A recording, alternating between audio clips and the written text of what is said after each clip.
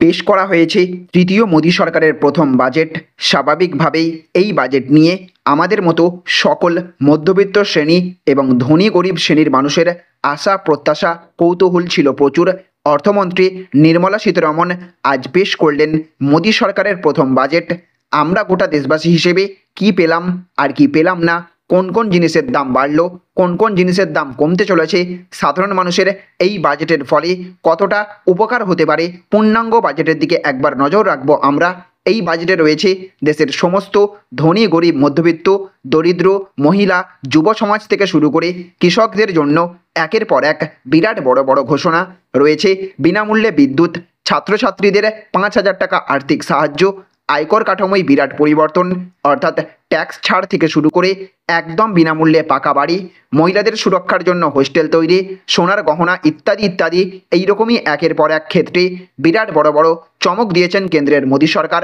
এবারের বাজেটে একদিকে মোদী সরকারের চমক, অপরদিকে মুখ্যমন্ত্রী মমতা বন্দ্যোপাধ্যায়ের চমক দিলেন রাজ্যের সমস্ত বাসিন্দাদের জন্য।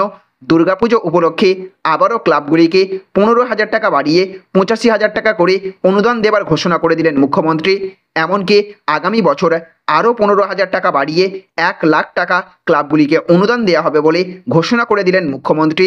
সঙ্গে সঙ্গে আগামী দুর্গাপুজো নিয়ে বেশ কয়েকটি গুরুত্বপূর্ণ নির্দেশিকাও জারি করেছেন মুখ্যমন্ত্রী। সেই নির্দেশিকায় কী কী বিধিনিষেধ রয়েছে এবং আজ বাজেট পেশের পর কোন কোন খাতে দাম বাড়লো, কোন কোন জিনিসপত্রের দাম কমলো, আপনি যেই ক্ষেত্রে কাজ করেন সেই ক্ষেত্রে কেমন সুবিধা দেওয়া হলো, প্রত্যাশা মতো ঘোষণা করা হলো কিনা, আজকের পূর্ণাঙ্গ বাজেট নিয়ে থাকবে এই ভিডিওতে বিস্তারিত আলোচনা। আর এই ভিডিওটি শুরু করার পূর্বে আপনাদের কাছে ছোট্ট একটা রিকোয়েস্ট রাখবো, অবশ্যই এই ভিডিওটিতে এক্ষুনি একটা লাইক করে দেবেন এবং জনস্বার্থে ভিডিওটিকে দেখার পর প্রচুর পরিমাণে শেয়ার করবেন। আর আপনি মোদী সরকারের এবারের বাজেটে আর কোন কোন জিনিসের দাম কমলে অত্যন্ত খুশি হতেন অবশ্যই কমেন্ট বক্সে লিখে জানিয়ে দেবেন। তো প্রথমেই আমরা মুখ্যমন্ত্রী মমতা বন্দ্যোপাধ্যায়ের তরফ থেকে দুর্গাপুজো নিয়ে যে বড় ঘোষণা করা হয়েছে সেই সম্পর্কে জেনে নেব। তো দেখুন, এখানে বলা হয়েছে দুর্গাপুজো নিয়ে বড় ঘোষণা মমতার। দুর্গাপুজোর অনুদান 70,000 থেকে 15,000 টাকা বেড়ে 85,000 টাকা করে দিলেন মুখ্যমন্ত্রী মমতা বন্দ্যোপাধ্যায়। আগামী 15ই অক্টোবর পুজো কার্নিভাল হবে। এইদিকে 12 তারিখ দশমী, 13 এবং 14 তারিখ বিসর্জন হবে। 15 তারিখ বিসর্জনের শেষ দিন বলে ঘোষণা করেছেন মুখ্যমন্ত্রী। সঙ্গে সঙ্গে দুর্গাপুজো নিয়ে বেশ কয়েকটি নির্দেশিকাও জারি করেছেন মুখ্যমন্ত্রী। প্রতিটি মণ্ডপে বিদ্যুৎ এবং অগ্নি নির্বাপন ব্যবস্থা নিয়ম মেনে করতে হবে। সঙ্গে সঙ্গে কেউ 112 ফুটের পুজো করলো, লেজার শো করলো আর অন্যের অসুবিধা হলো তা যেন না হয় সেই দিকে নজর রাখার কথা জানানো হয়েছে। মেয়েদের নিরাপত্তা নিয়ে যেন প্রবলেম না হয়, পুজোর সময় কুইক রেসপন্স টিম তৈরি থাকতে হবে। আমার আনন্দে যাতে অন্যের ক্ষতি না হয় সেই দিকে খেয়াল রাখতে হবে। পদপিষ্ট যাতে না হয় তা ক্লাবগুলোকে দেখতে হবে। পুলিশের সঙ্গে ক্লাবগুলোকে সমন্বয় বজায় রেখে চলতে হবে বলে বেশ কয়েকটি একগুচ্ছ নির্দেশিকা জারি করা হয়েছে মুখ্যমন্ত্রীর তরফ থেকে। তো চলুন এবার আমরা জেনে নেব আজকের বাজেটে অর্থমন্ত্রী তথা তৃতীয় মোদী সরকারের তরফ থেকে কোন কোন দিকে নজর দেওয়া হয়েছে, কোন কোন ক্ষেত্রে দাম কমেছে, কোন কোন ক্ষেত্রে দাম বাড়ানো হয়েছে।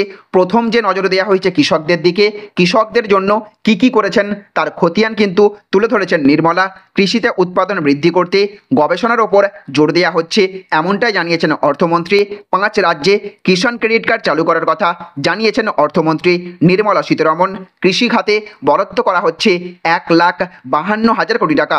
তারপর দেশের পূর্ব দিকে নজর দিয়েছে কেন্দ্র। প্রধানমন্ত্রী আবাস যোজনাতে আরও 3 কোটি বাড়ি দেওয়া হবে বলেও ঘোষণা করা হয়েছে। দেশের পূর্ব দিকের 4 রাজ্য অর্থাৎ পশ্চিমবঙ্গ, ওড়িশা, অন্ধ্রপ্রদেশ এবং বিহারের উন্নয়নে বিশেষ নজর দিচ্ছে কেন্দ্র সরকার।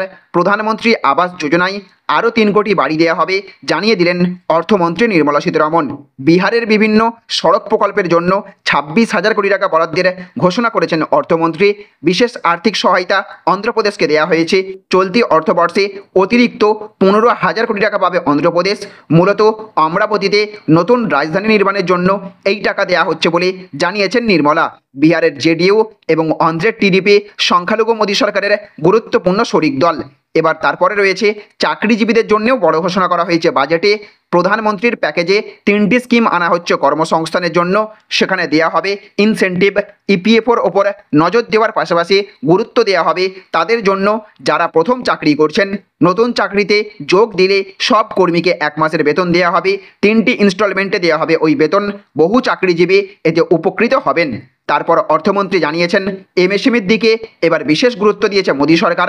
আনা হচ্ছে ক্রেডিট গ্যারান্টি স্কিম, যাতে মেশিন কেনার জন্য লোন নেওয়া যাবে। প্রত্যেক আবেদনকারীকে দেওয়া হবে গ্যারান্টি 100 কোটি টাকা পর্যন্ত গ্যারান্টি ফি। মুদ্রা লোন বাড়িয়ে 20 লক্ষ টাকা করা হলো।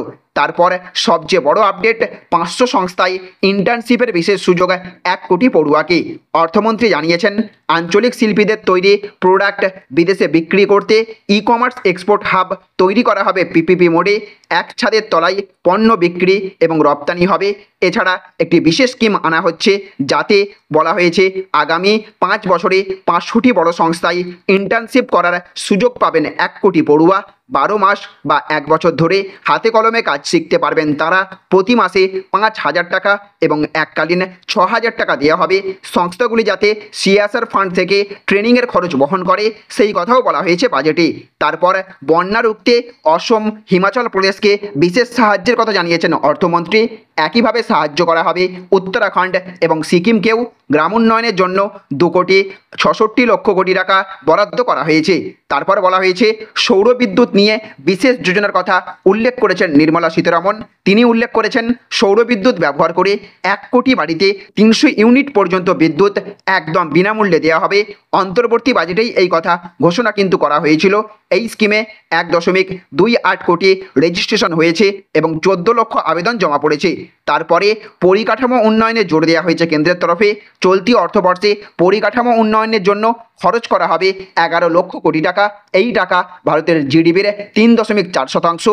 পরিকাঠামো উন্নয়নে বেসরকারি বিনিয়োগেও উৎসাহ দেওয়ার কথা জানিয়েছেন অর্থমন্ত্রী। অর্থমন্ত্রী বলেছেন গত কয়েক বছরে বিপুল বিনিয়োগ করা হয়েছে, যা অর্থনীতিতে বড় প্রভাব ফেলেছে। আগামী 5 বছরেও সেই ক্ষেত্রে জোর দেওয়া হবে।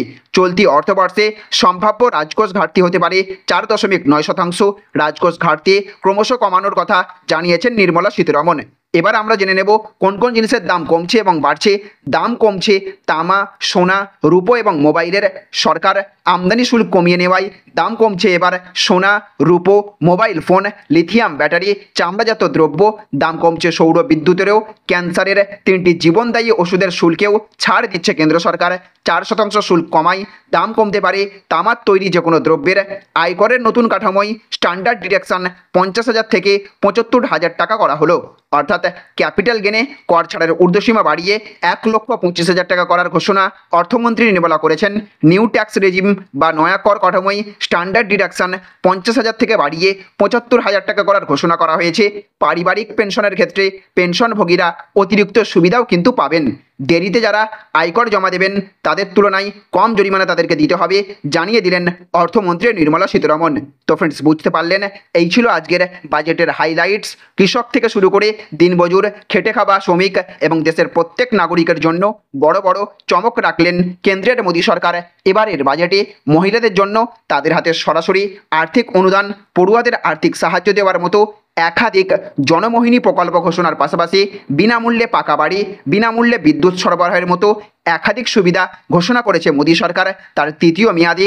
আর ফ্রেন্ডস, আপনি কোন কোন ক্ষেত্রে জিনিসপত্রের দাম কমানো আরও দরকার ছিল বলে আপনি মনে করে থাকেন, অবশ্যই আপনার মূল্যবান মতামত কমেন্ট বক্সে লিখে জানাবেন। এই ছিল আজকের কয়েকটি গুরুত্বপূর্ণ আপডেট।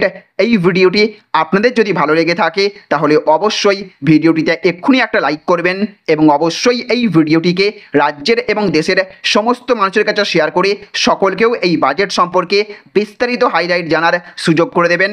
ভালো থাকবেন, সুস্থ থাকবেন। Thank you friends, thank you for watching.